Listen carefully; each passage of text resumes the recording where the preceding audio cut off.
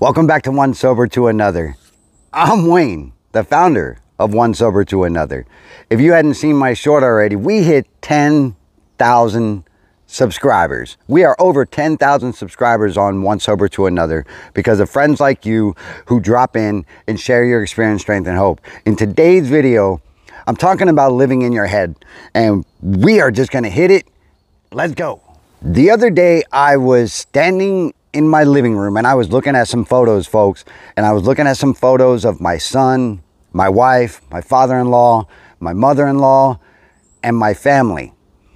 And it occurred to me, 98% of what I was looking at, I couldn't remember. And I couldn't remember because I spent the better part of 23 years drunk, or in a drunken haze, or in a recovery of some sort that I wasn't able to identify where those photos came from or when they were taken.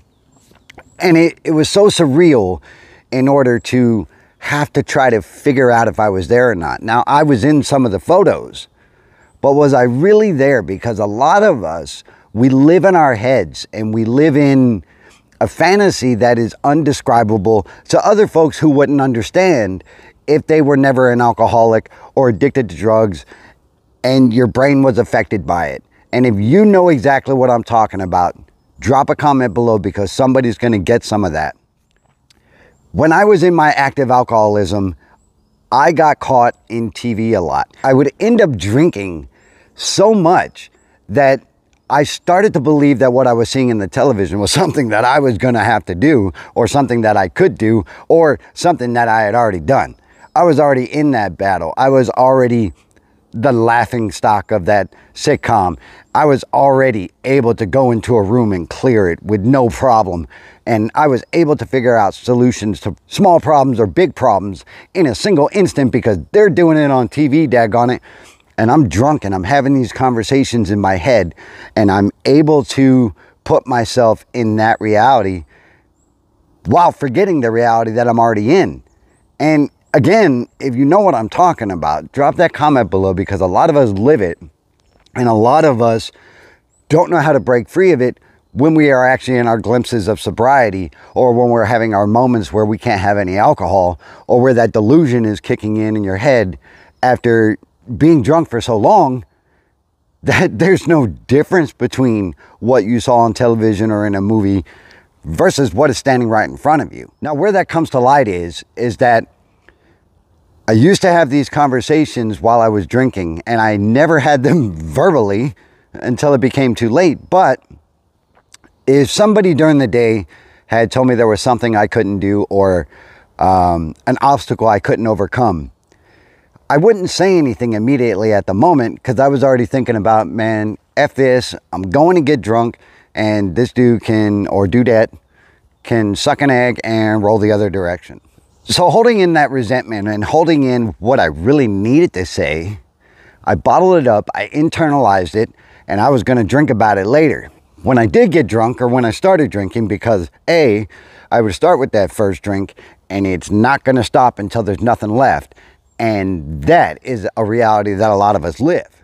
But when I got drunk, again, I rolled into this fantasy and I rolled into the, well, I could have, well, I should have said, well, I'm going to do this, I'm going to do that. And so I would start having these internal conversations while I'm watching the television or playing a video game, drinking. I would start to hold the conversations in my head to where I was actually interacting with the person or situation that I ran into while I was sober, or having that glimpse of not drinking. I would start replaying that over and over in my head, and it would start to fester, and I would start to formulate all these things that I could have did, or I should have said, or I would have done, knowing that I'm not going to do any of it, and then get angry about it. And that led to more alcohol. And so what do I do when I start drinking more and more and more? All these thoughts start to come to my head to where, you know what? Maybe when someone said I couldn't do something, maybe I can't do that. And then I would get angry about that. And then I would get resentful about that. And then I would drink a little more. And that would lead to a bout of violence. And this was for me. It might not be your case. It would lead to a bout of violence where you know what? It's time to kick the crap out of yourself again, because you're worthless and you're never going to be able to do what this person said, and you're never going to be able to overcome this challenge, and you're never ever going to be able to pay your bills, and you're not going to be able to satisfy your wife. And this snowball just takes off. And when that snowball takes off, folks, this is a downward spiral. And when you hit that downward spiral, in my case, it was going to end badly. And as I drank more and more and more, and I fantasized in my head about what I could have did, should have did, or who I am, the violence starts to take over. My thoughts are violent. My words are violent. And I was going to project that at whoever was next in my face. And that just happened to be my wife, or unfortunately my son, or whoever called on the phone was going to get what I had going on in here. And that's why, folks, getting out of that fantasy land, and when you start to get sober, when you quit drinking alcohol, that fantasy plays over and over. So when you get sober, in your early days of not drinking or using, those fantasies as they play, you're going to have to be able to identify, or I was going to have to be able to identify, what was going on in my head versus what is going on in reality. And one of the beauties of being sober, or living without alcohol, or living without drugs, is you can differentiate what is real and what is not. Now, it takes practice, folks. It took me practice anyway, to be able to do this, and to be able to put this into work, and to be able to separate this fantasy land in my head that I saw on television, or in a video game, or whatever, or a conversation that I had in my head while I was drinking. When I'm in my early days of sobriety, and even now sometimes, I break free of that fantasy land and I bring it to reality, because living in your head, being trapped in your head, is a common symptom of an alcoholic and a common symptom of an addict, because we're comfortable there. We don't have anyone to shadow us doubt. We don't have anyone to tell us we're wrong. We don't have anybody to challenge what it is we're actually saying. So it's comfortable to live in your head. It's comfortable to internalize. It's comfortable to put it all down in the bottom of 12 ounces, so to speak, and then spit it out later in reality as someone who doesn't deserve it. Now, if that sounds like you, or if that sounds like something you have experienced with, again, drop those comments below, because someone's going to get some of that. What does this video have to do with living in your head?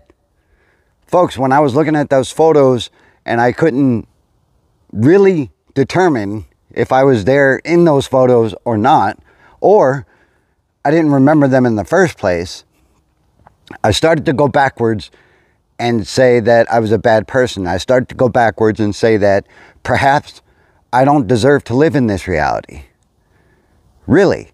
And that sometimes is the cost of sobriety, is you're not going to remember everything. You're not going to be able to know if you have this skill or you don't have this skill, or you were there or you were not. Because we were drunk, because we were in a haze, because we were, high or whatever. But as uncomfortable as early sobriety can be, folks, it will get better. You will start to remember things. You will be able to be engaged. You will be able to be a part of the present that is now. So accept what happened back then. Change what happens today. Living without alcohol for me has been a daggone blessing for almost 8 years. And I am phenomenally grateful for what I have today. Do I miss some of the things that I wasn't entirely present for in living in a fantasy while I was drunk? But today, living sober, I have the opportunity to shape tomorrow. Folks, thank you for subscribing to the channel. If you've gotten any value, or you have any experience that relates in this video, consider subscribing. Life is a garden, and we do recover together. I'll see you in the next one. Have a great day.